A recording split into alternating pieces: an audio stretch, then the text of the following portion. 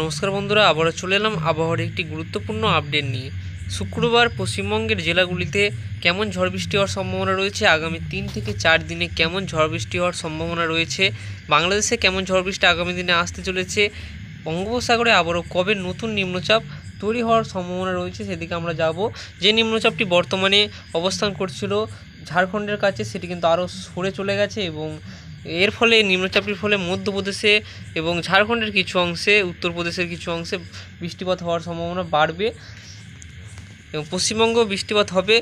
কত মিলিমিটার বৃষ্টিপাত হবে, বাংলাদেশে কত মিলিমিটার বৃষ্টিপাত হবে, প্রত্যেকটা জেলায় আমরা দেখব কত মিলিমিটার বৃষ্টিপাত আগামী 24 ঘন্টায় হবে।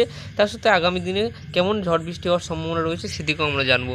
আবারও কবে থেকে ভারী বৃষ্টি হওয়ার সম্ভাবনা থাকছে সেদিকে আমরা দেখে নেব। অবশ্যই ভিডিওটি শেষ পর্যন্ত দেখবেন এবং চ্যানেলটিকে সাবস্ক্রাইব করে রাখবেন এই ধরনের আবহাওয়ার গুরুত্বপূর্ণ আপডেটগুলি সবার আগে দেখার জন্য। তো এখানে আমরা শুক্রবার সকালের দিকে যদি দেখি, সকালের দিক থেকে বৃষ্টিপাত হওয়ার সম্ভাবনা নেই পশ্চিমবঙ্গের জেলাগুলিতে। পশ্চিমবঙ্গের কোনো জেলাতেই সকালে বৃষ্টিপাত হওয়ার সম্ভাবনা থাকছে না।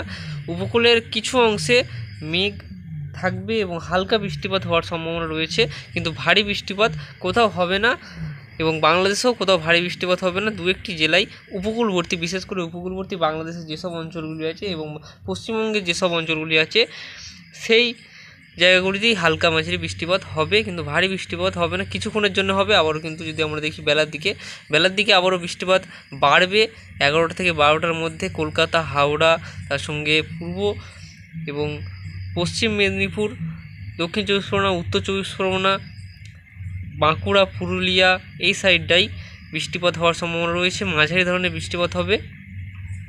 যদি আমরা দেখি নদিয়া জেলায় একটু কম বৃষ্টিপাতের সম্ভাবনা রয়েছে। তো আমরা দেখে নেবো যে কখন বৃষ্টিপাতটি সবথেকে বেশি হবে। বৃষ্টিপাত হওয়ার সম্ভাবনা সবথেকে বেশি থাকছে 10টার পর, 10টা থেকে এখানে 3টের মধ্যে, 10টা থেকে 3টের মধ্যেই বৃষ্টিপাত হবে, বর্ষার বৃষ্টিপাত হবে। এবং দেখে নেবো যে কত মিলিমিটার বৃষ্টিপাত হবে। বাংলাদেশেও আমরা দেখবো যে কত মিলিমিটার বৃষ্টিপাত হওয়ার সম্ভাবনা আগামী 24 ঘন্টার মধ্যে রয়েছে। তো এখানে আমরা চলে যাচ্ছি আগামী 24 ঘন্টাতে। আগামী 24 ঘন্টার মধ্যে খুব একটা বেশি বৃষ্টিপাত হবে না, বাংলাদেশেও সেরকম বৃষ্টিপাত হওয়ার সম্ভাবনা থাকছে না এবং যে পশ্চিমবঙ্গের জেলাগুলিতেও সেরকম বৃষ্টিপাত হবে না, হালকা এবং কিছু জেলায় মাঝারি বৃষ্টিপাত হবে। যদি আমরা দেখি কলকাতা থেকে আমরা শুরু করব। কলকাতাতে আগামী 24 ঘন্টার মধ্যে 9 থেকে 10 মিলিমিটারের আশেপাশে বৃষ্টিপাত হবে। উত্তর চব্বিশ পরগনা জেলায় আগামী 24 ঘন্টার মধ্যে প্রায় 8 থেকে 9 মিলিমিটারের আশেপাশে সমস্ত জায়গাতেই বৃষ্টিপাত হবে এবং দক্ষিণ চব্বিশ পরগনার সমস্ত সুন্দরবন এলাকা, সমস্ত জায়গাতেই এখানে আমরা 5 থেকে 10 মিলিমিটারের আশেপাশে বৃষ্টিপাত হওয়ার সম্ভাবনা রয়েছে। এবং পূর্ব মেদিনীপুরে যদি আমরা দেখি এখানে 5 মিলিমিটারের আশেপাশে বৃষ্টিপাত হবে। পশ্চিম মেদিনীপুরে দু একটি জায়গায় প্রায় 7 থেকে 8 মিলিমিটার বৃষ্টিপাত হওয়ার সম্ভাবনা রয়েছে। বাঁকুড়ার কিছু জায়গায় 11 মিলিমিটার বৃষ্টিপাত হবে। 10 মিলিমিটার বৃষ্টিপাত পুরুলিয়াতে হওয়ার সম্ভাবনা রয়েছে। পশ্চিম বর্ধমান জেলায় 6 থেকে 7 মিলিমিটার এবং পূর্ব বর্ধমান জেলায় যদি আমরা দেখি 6 মিলিমিটারের আশেপাশে বৃষ্টিপাত হবে। হাওড়া জেলায় 8 মিলিমিটারের আশেপাশে এবং হুগলিতে 8 মিলিমিটারের আশেপাশে বৃষ্টিপাত হবে। নদিয়া জেলায় 8 থেকে 9 মিলিমিটার। আরও কিছু আমরা দেখে নেব। বর্ধমান শহরে যদি আমরা দেখি 3 থেকে 4 মিলিমিটার বৃষ্টিপাত হবে এবং বীরভূমে 8 মিলিমিটার। মুর্শিদাবাদে বৃষ্টির পরিমাণ খুবই কম রয়েছে, 2 থেকে 3 মিলিমিটারের আশেপাশে এবং মালদাতে একই রকম পরিস্থিতি, 3 থেকে 4 মিলিমিটার। দক্ষিণ দিনাজপুরে 3 থেকে 4 মিলিমিটার। উত্তর দিনাজপুরেও 5 থেকে 7 মিলিমিটারের আশেপাশে বৃষ্টিপাত হবে। শিলিগুড়ি এবং দার্জিলিংয়ে 10 মিলিমিটারের আশেপাশে বৃষ্টিপাত হবে। কোচবিহার এবং আলিপুরদুয়ার উত্তরে যে জেলাগুলি আছে সেগুলিতে 5 থেকে 10 মিলিমিটারের আশেপাশে বৃষ্টিপাত হবে। ভারী বৃষ্টিপাতের সম্ভাবনা কোথাও নেই পশ্চিমবঙ্গের কোনো জেলাতেই ভারী বৃষ্টিপাতের সম্ভাবনা থাকছে না। দু একটি জেলায় মাঝারি বৃষ্টিপাত হবে, কিন্তু ভারী বৃষ্টিপাতের সম্ভাবনা থাকছে না। বাংলাদেশেও একই রকম পরিস্থিতি, খুব বেশি বৃষ্টিপাত হবে না। বরিশাল, খুলনাতে যে আমরা যদি দেখি এখানে 10 থেকে 12 মিলিমিটার আশেপাশে বৃষ্টিপাত হবে। কালাপাড়াতে 9 মিলিমিটার। মহেশখালীতে যদি আমরা দেখি আগামী 24 ঘন্টার মধ্যে 5 মিলিমিটার আশেপাশে বৃষ্টিপাত হবে। মেহেরপুরে 1 থেকে 2 মিলিমিটার। ঢাকাতে 7 মিলিমিটার এবং ময়মনসিংহে 4 মিলিমিটার। সিলেটে যদি আমরা দেখি 17 থেকে 18 মিলিমিটার পর্যন্ত দু একটি জায়গায় বৃষ্টিপাত হবে এবং মিনিমাম সিলেটের সব জায়গাতেই 10 মিলিমিটার আশেপাশে বৃষ্টিপাত হবে। রংপুরে 1 থেকে 2 মিলিমিটার, দু একটি জায়গায় 4 থেকে 5 মিলিমিটার বৃষ্টিপাত হতে পারে। কালাইয়ে 5 মিলিমিটার, রাজশাহীতে 2 থেকে 5 মিলিমিটার বৃষ্টিপাত হওয়ার সম্ভাবনা রয়েছে আগামী 24 ঘন্টার মধ্যে। আগামী 24 ঘন্টার মধ্যে ভারতের সবথেকে বেশি বৃষ্টিপাত আপনারা লক্ষ্য করবেন যে মধ্যভাগে, ভারতের মধ্যভাগে 2-3টি রাজ্যে হওয়ার সম্ভাবনা রয়েছে। এর মধ্যে রয়েছে উত্তরপ্রদেশের কিছু অংশে এবং ঝাড়খণ্ডের কিছু অংশ পড়ছে এবং মধ্যপ্রদেশ।